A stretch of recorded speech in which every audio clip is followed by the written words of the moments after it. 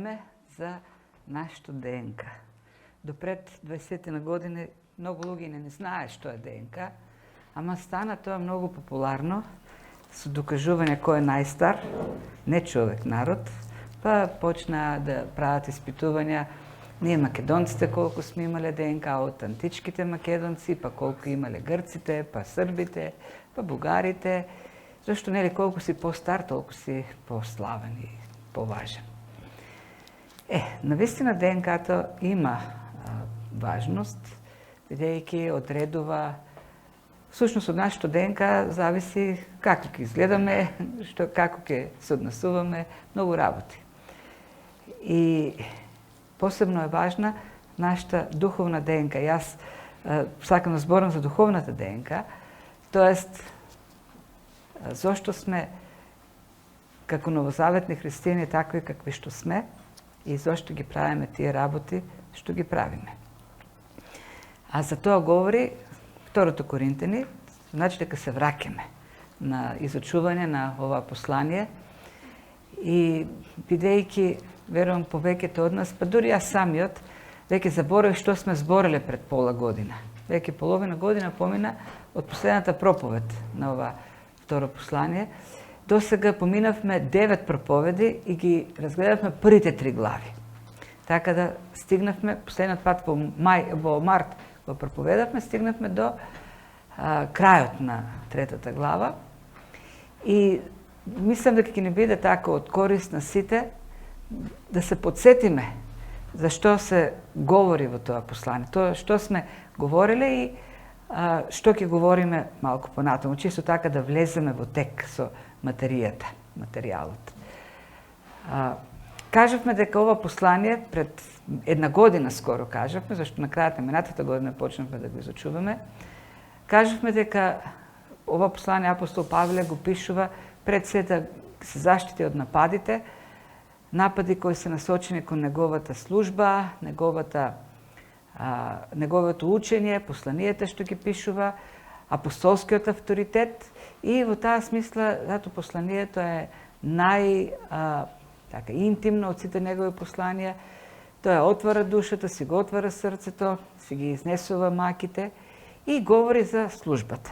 Службата што има како новозаветен служител, тоест службата што има како новозаветен апостол.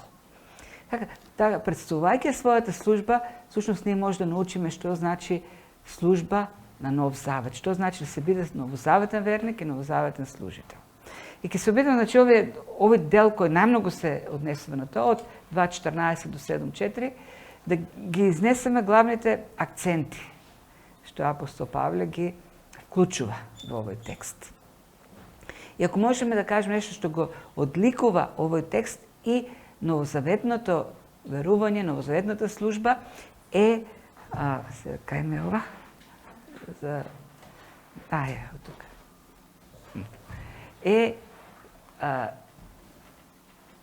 Тоа е служење на духот или служење во зависност од Светиот Дух. И тој текстот што го прочитавме, Борјан прочита многу важен текст, на тоа се темели всушност и тоа новозаветно служење на апостол Павле. Тој не дал способност да бидеме слуги на новиот завет, не на буквата, туку на духот, зашто буквата убива, а духот оживотворува. А пак смртоносното служење со букви, врежени во камења, беше така славно, тогаш колку пославно ќе биде служењето на духот. Значи, целта ни е сега да се подсетиме на она што сме го говореле, која е темата, за да можеме да влеземе во текст, во наредните проповеди што ќе ги имаме од оваа послание. Кога говори за своето служење, своето апостолство, апостол Павле, гледаме тоа го прави во контраст со Стариот Завет. Бог склучи Стар Завет, тој склучи Завет во древноста со својот народ, со евреите. Завет всушност значи партнерство. Кога Бог склучи Завет со еврејскиот народ, тој партнираше со тој народ за да стане познат на тој народ, да тој народ да го познае Бог, да го познае спасението на Бог, љубовта на Бог и така сето тоа да го представи на сите останати народи. Меѓутоа гледаме, она што може да го видиме, и дека не исполни службата Стариот завет. Тоест, народот не исполни службата што му беше дадена. И Бог во Христос, после Христос, склучи нов завет пак со својот народ, со своите верници. Не со етнички народ, туку со сите оние што веруваат во Христос. Но она што беше поинакво, или она што новиот завет го карактеризира, она што Павле го истакнува, е дека новиот завет, во склучувањето на новиот завет, во тоа партнерство, Бог го дава својот дух во верниците, кои ги поддржуваат тие односи со Бог, општението со Бог. Го гради тоа заедништво и Светиот Дух го ополномоштува, го способува, му дава сила на новозаветниот верник да го исполни она што е во заветот. Тоест, да расте во познавањето на Бог и тоа спасение што доаѓа од Бог да го пренесува, да го шири. Так и затоа апостол Павле како една главна одлика го представува службата на духот и всушност целото тоа служење тој го нарекува служење на духот и тој се нарекува служител на духот. Например, вели слугата ни дал способност да бидеме слуги на новиот завет, не на буквата, туку на духот. И потоа говори за тоа колку ќе биде славно служењето на духот. Служењето на новиот завет како служење на духот. Така некако тоа го става како суштина. Тоест Павле на неколку месеца говори дека не од него доаѓа она што тој го прави, не од него се резултатите, не од него е силата, не од него е способноста. И овој стих 6 како што почнува вели тој ни дал способност. Бог ни дал преку својот дух способност. Не ние, туку Бог. Не јас, туку Божјата благодат. Павле целосно е јасен во тоа, осознал дека се доаѓа од Бог. И тоа значи на еден живот на зависност, како поднаслов. Зависност од дејството на Бог, од дејството на Божјиот дух во нас. На зависност дека не од нас, нели, се случуваат нештата, туку од Бог. И не само зависност, туку увереност. Бидејќи ние сме уверени дека Бог работи во нас преку духот и не само во нас, туку работи и во оние на кои им служиме. Така, духот го осигурува резултатот. Служењето на духот е славно служење, зашто тоа служење не произлегува од завет кој е склучен со букви на камени плочи, туку е завет кој е склучен преку Светиот Дух кој го запишува во нашите срца. Тој действа во нас и го прави возможно извршувањето на заветот.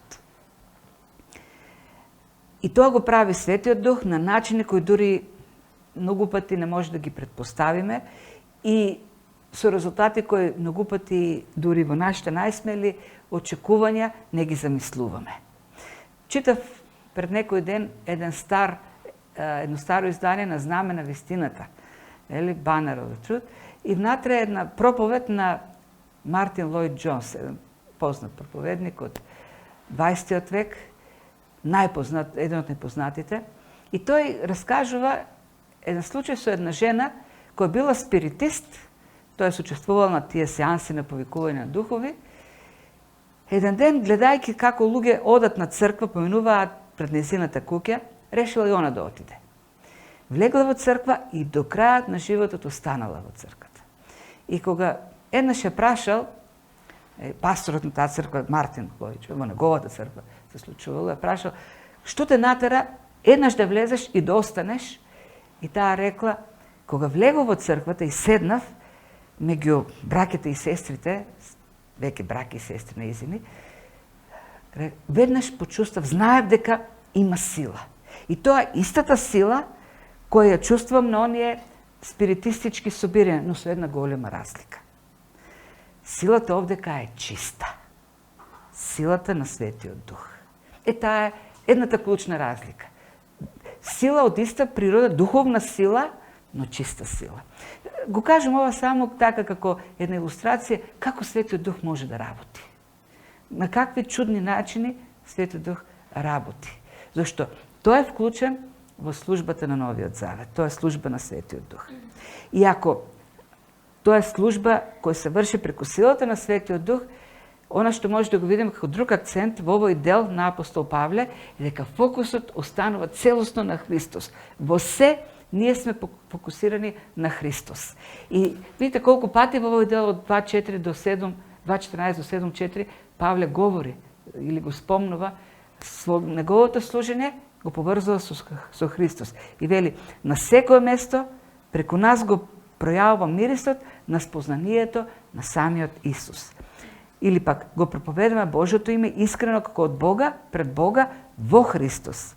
Или благовестието кој го ние шириме, вели Павле, е благовестие за славата на Христос, кој е слика на невидливиот Бог. Или пак, вели, ние даваме светлина на познанието на славата Божја, кој во лице на Исус Христос, и во 5 глава, вели, ние сме пратеници на Христос. Христос не праќа за да извршуваме неговата мисија преку црквата на земјата. Така да, новозаветното служење, целиот фокус го става на лицето, на личноста и делото на Христос. Зашто благодарение на Христос, неговото дело, крстот, ние го имаме тој нов завет. Ние сме новозаветни верници и служители. Тоест, ако веќе говориме за наша духовна ДНК, нишката на таа главната нишка на нашата духовна ДНК е Христос. Неговата личност и неговото дело на крстот. И всушност се што прави Духот како сила во нашата служба е со цел да го направи Христос видлив во нашиот живот. Тоа е целта. Ке кажеме нешто значи Христос да биде видлив во нашиот живот малку понатаму, но тоа е суштината на нашата служба. Суштината на нашиот христијански живот. Ние се правиме и во сите овие стихови гледаме, се правиме да се открие Христос. Неговата слава да се открие. Ние неговата порака ја носиме. Неговото име го разгласуваме. Се е поврзано со Христос. И сите дарби што ни ги дава Духот сушност, кои се за служба во Христовото тело еден на друг, се исто така со крајна цел да стане видлив Христос во нашиот живот. И се сеќавате она голема глава, 13 глава, на првото послание до Коринтијаните за љубовта, пак тоа е поентата. Натре апостол Павле кажува што не е љубовта, а што е љубовта, и притоа го отсликува Христос. Љубовта е она што го покажа Христос, она што го правеше Христос. Така да, во нашиот новозаветен христијански живот, фокусирани кон Христос во се, ние во се го воплотуваме Христос во нашиот живот, во нашата мисла, во нашиот збор, во нашето дејство, во нашето служење. Христос треба да стане видлив. Тоа е фокусот на новозаветната служба. Интересно како Павле овдека преку пак некои контрасти и паралели го кажува со својата служба. Во овој дел главна е неговата служба. Тој представува својата служба, заштитува својата служба како новозаветен апостол, но тука ние можеме најјасно да разбереме каква е нашата исто така новозаветна служба. И на неколку места тој го спомнува ова, но јас го извлеков овој текст од 4 глава 8 до 12, каде што вели: од секада сме огнетувани, но не сме потиштени. Во недоумица сме, не губиме надеж. Не гонат, но не сме напуштени. Не кутнуваат, но ние не пропаѓаме. И секогаш во телото наше ја носиме смртта на Господ Исус, така што и животот Исусов да се открие во телото наше. Зашто ние живите постојано се изложуваме на смрт заради Исус, та и животот Исусов да се открие во нашето смртно тело, и така смртта дејства во нас, а животот во вас. И гледате, два пати тој говори за смртта која дејствува во нас, за да животот Исусов се открие во нашето тело. Тоест, животот на Христов да се воплоти, да се исцрта, да се објави во нашиот живот, во нашето тело. Ние искусуваме страдања, и тука се нели овие паралели. Ние имаме страдања кои прават паралела со Христовите страдања и Христовата смрт. И вели, и ние преживуваме во тие страдања, победуваме, издржуваме на тие страдања преку силата на Духот. Затоа дејства Светиот Дух во нас, за да издржиме во тие страдања. Зошто? Да се покаже пак животот на Христос, тоест Да се покаже силата на неговото воскресение, дека тој е жив и преку Светиот Дух тој ни дава живот. Гледате какви паралели прави овдека. Павле вели многу, ги опишува страдањата на многу места. Кажува колку пати бил тепан, каменуван, камшикуван, во брдоломи, хулен, напаѓан, во глад, во студ. И вели сето тоа што го искусувам, ја покажува во мене Христовата смрт и издржувам преку Христовата сила, воскресенска сила, која го воплотува пак Христовиот живот во мене. И какви паралели прави овдека. Така да, на тој начин, страдањата во нашиот живот добиваат поинаква светлина. Добиваат сосема поинаква смисла. Некои би кажеле, има такви учени кои велат, страдањата некако го разводнуваат нашето сведоштво. Страдањата и разводнуваат нашето сведоштво за верата, зашто никој не сака страдања. Тоа е поентата и ако сме вистински христијани, нема да имаме страдања. Страдањата го замаглува нашиот поглед кон Бог и и представата што ја даваме на луѓето за нашата вера. Меѓутоа овде дека Павле, говорејќи на ваков начин за страдањата и силата што има преку тие страдања, ја потцртува уште повеќе таа сила на Светиот Дух. На сето ова никој не би издржал ако нема воскресенска сила која дејства преку Духот во него. И тоа вели уште една потврда за воплотувањето на Христовиот живот и Христовата сила во моето христијанство. Да. Така да, по никаков начин страдањата не го дискредитираат служењето, туку напротив, уште повеќе го дават акцент на силата на Светиот Дух и со тоа самото послание, самото Евангелие уште повеќе сјае, со уште поголем сјај. И затоа толку пати во овој дел и во ова послание Павле говори за неговите страдања. Прави идентификација со Христовите страдања, зашто страдањата ни помагаат да навлеземе уште подлабоко во нашето општење со Бог. На друго место на Филипјаните 3 глава Павле вели: сакам да го познаам Христос во неговите страдања и во силата на неговото воскресение. Ние го запознаваме Христос во страдањата, влегуваме во подлабоки односи, ја запознаваме силата на неговото воскресение, издржувајќи во тие страдања и понатаму стануваме и посочувствителни кон другите. Еден друг така текст што налетав изминатава недела е од Крап, каде што пак во една негова проповед говори за искуство што го имал со некој стар човек во неговата црква. Вели, еднаш после проповедта дојде еден возрастен човек, ме фати со двете раци за раменета и ми рече: 5 години имам голема болка, неподнослива болка, болка што не можам да изразам. Почина мојата сопруга пред 5 години, повеќе од 50 години бевме заедно и секој ден кога ќе седнам се или сам да пием кафе и постојано јас искусувам страдање. И сум се молел многу на Бог да ме ослободи од болката и не ме ослободил. Се уште имам таа болка. Меѓутоа вели, ми даде нешто многу повеќе. Ми даде можност да гледам во Христос. И само еден поглед кон Христос, вели, во лицето на неговата слава, како што пише овде дека апостол Павле, вреди повеќе од се друго. Тоа е еден поглед што можам да го упатам кон Христовото лице на неговата слава, покрива се. Значи повеќе од се.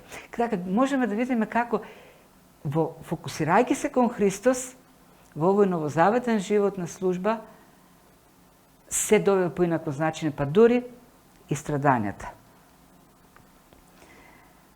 И Павле продолжува, и тоа го прави во 4 глава, на текстовите што ќе ги видиме наскоро во некои од следните беседи, говорејќи нели за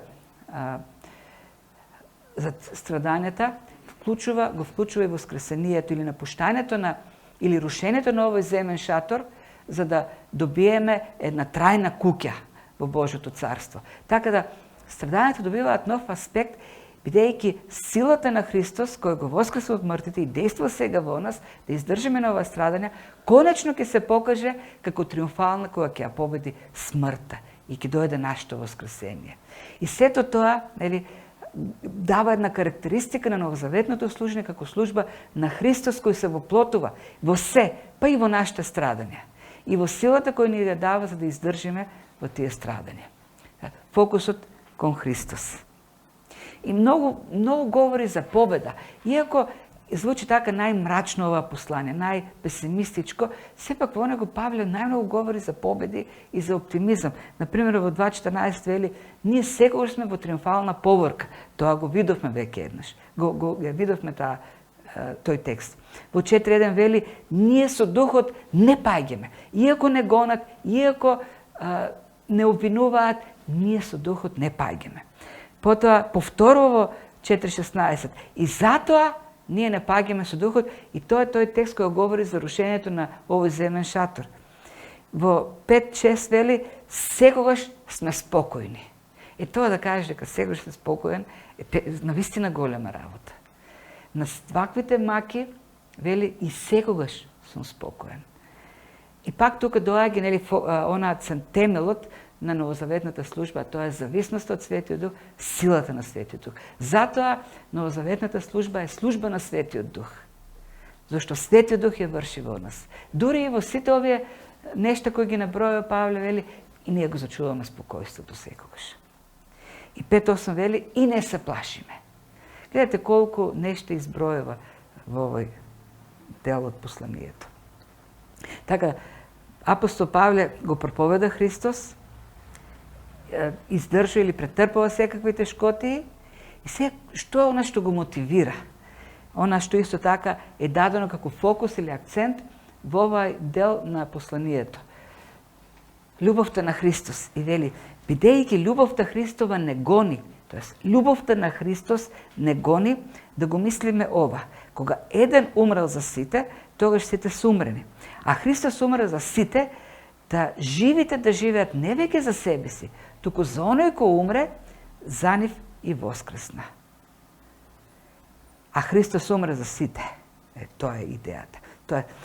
Тоа љубовта Христова што не тера?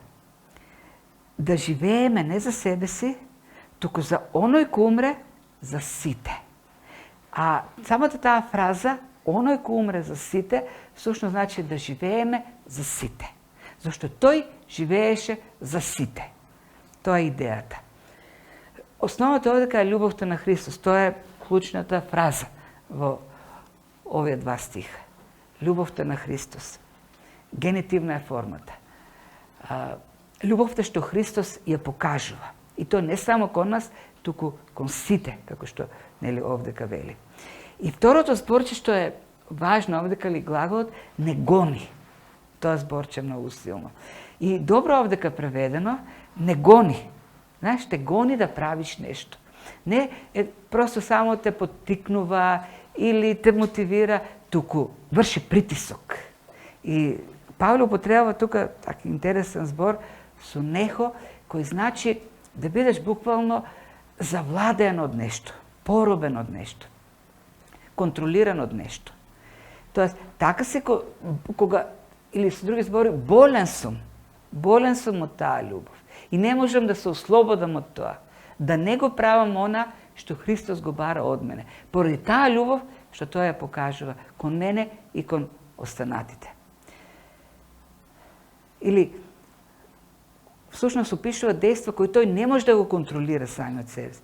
Зашто тој е контролиран од нешто, тој е контролиран од љубов. Тој е зависник, како некој наркоман. Тој не ги контролира своите дејства, туку дрогата го контролира него. Така љубовта е таа која ме тера, ги прави сите овие работи во мојот живот. И бидејќи, нели овдека, Христос умре за сите, таа љубов ме тера и јас да живеам веќе надвор од себе си. Не да живеам само за себе, туку за Христос, а тоа значи да живеам за сите како што Христос живееше и умре за сите. Така да гледаме како таа силата на Светиот Дух во која е вклучена во нашата служба, ни помага постојано да се фокусираме во Христос и да искусуваме силата преку Светиот Дух на Неговото воскресение, со тоа што ќе бидеме поттикнувани цело време или некако притискани од таа сила на таа љубов што Христос се покажа. И како друга карактеристика на новозаветната служба, што апостол Павле ја дава овдека, е гледањето на Бог со откриено лице, кое е како некој услов ние да бидеме преобразувани од слава во слава. И ова фраза, го гледавме овој текст, мислам беше еден последните, кога пред да прекинеме, 3 глава 80 стих, е даден како контраст Мојсей. Веле, ние не сме како Мојсей, туку со откриено лице како во огледало, ја гледаме Божјата слава и се преобразуваме од слава во слава. Која беше поентата со Мојсей? Мојсей имаше средби со Бог на планината Синај, каде што Бог му даваше инструкции и во седењето на во Божјата близина, Божјата слава се налепуваше на неговото лице и тој сјаеше. И кога се вратеше долу, луѓето не може да го гледат и тој можеше да стави покривало. Меѓутоа, и луѓето го ценеа многу, му се восхитуваа зашто тој имаше на себе Божјата слава. Но со текот на времето таа слава бледнееше, а тој продолжуваше да го носи покривалото, за да не го видат дека таа слава избледнува, зашто на тој начин веќе ќе го загуби тој авторитет што го има пред луѓето. И потоа ќе се качеше пак на планината и пак ќе собереше на себе некако слава. Но тој продолжуваше да го носи тоа покривало, за да луѓето не видат и не разберат дека всушност тој иска како сите останати. Тој сакаше луѓето да живеат со печатокот дека е нешто посебно. Еве, Божјата слава цело време е на мене. Иако не беше така. Тоест, си ставаше покривалото беше како една маска, да се прави нешто што тој не е. И веле, ние не сме како Мојсей. Зошто? Зашто Новиот завет е завет на благодат. Ние доаѓаме пред Бог такви какви што сме. Со недостатоците, со нашата недоволност, со нашата слабост, со нашата несовршеност и Бог не по милост, по благодат не прифаќа за да не трансформира, да бидеме како Него. Покривалото или маската на самоправедност, на лицемерие, на легализам само пречи да го гледаме Бог лице в лице во неговата слава и тој да ја врши преобразбата. Самоправедноста е најголемиот непријател на действото на Светиот Дух за нашата преобразба во Божјата слава. Бог не прифаќа, ни ја дава Христовата правда и во таа правда ни дозволува да дојдеме кај Него и да ја гледаме неговата слава. И гледајќи таа слава, вели Павле, да се преобразуваме. Кога читаме од Божјото Слово, кога се молиме, кога сме во општење со Бог, Светиот Дух ни открива Божјата слава. Вели, тоа го прави Духот. Не како од Духот, туку како од Духот што се прави тоа. Како што Духот го прави тоа, Господов. Духот пак го прави сето тоа. Но ни дава можност во Словото, во молитвата, во општењето со Бог, да ја гледаме Божјата слава и да се преобразуваме. И таа преобразба не е од една слава во некоја друга, од слава во слава. Од Божјата слава во Божјата слава. Од една слава во истата таа слава. Тоест, идејата овдека е дека, гледајќи го со отворено лице, доаѓајќи пред Бог со нашите слабости, со нашите гревови, исповедајќи ги, Бог ни открива својата слава и не преобразува. Проблемот, и овдека апостол Павел сушно го истакнал, проблемот на старозаветните христијани, тоест еврејското крило на христијанството кое се уште се држи до законот како начин за спасение. Самоправедноста, тоест обидите со своите сили ние да изработиме праведност и спасение, не оттргнува од Божјата благодат. Става пречка Божјата благодат, Божјата слава да не преобразува. И затоа треба да доаѓаме, тоа е идејата, со откриено лице пред Бог. Сметајќи се единствено на Божјата милост и благодат, за тој да не преобразува во неговиот лик.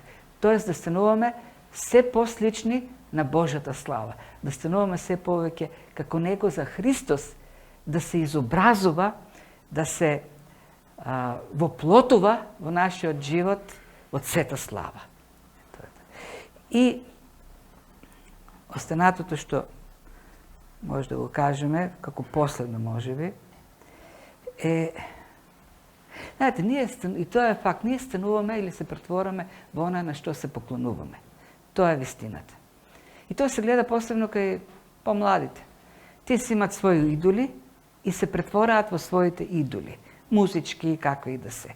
Се обликуваат како нив, фризури прават како нив, збори употребуваат како нив, дури сакат да се однесуваат како нив. Во Псалм 115:8 вели псалмистот: идолите на незнабожците се сребро и злато, дело на човечки раце. Уста имаат, а не зборуваат, очи имаат, но не гледаат. Имаат уши, но не слушаат, имаат ноздри, но не мирисаат. Раце имаат, но не пипаат, нозе имаат, но не одат. Тие не пуштаат глас од грлото свое. Вели, исти како нив се и оние што ги прават. Такви се оние што се надеваат на нив. Гледате, од она на што се поклонуваш, зависи каков и ти ќе станеш.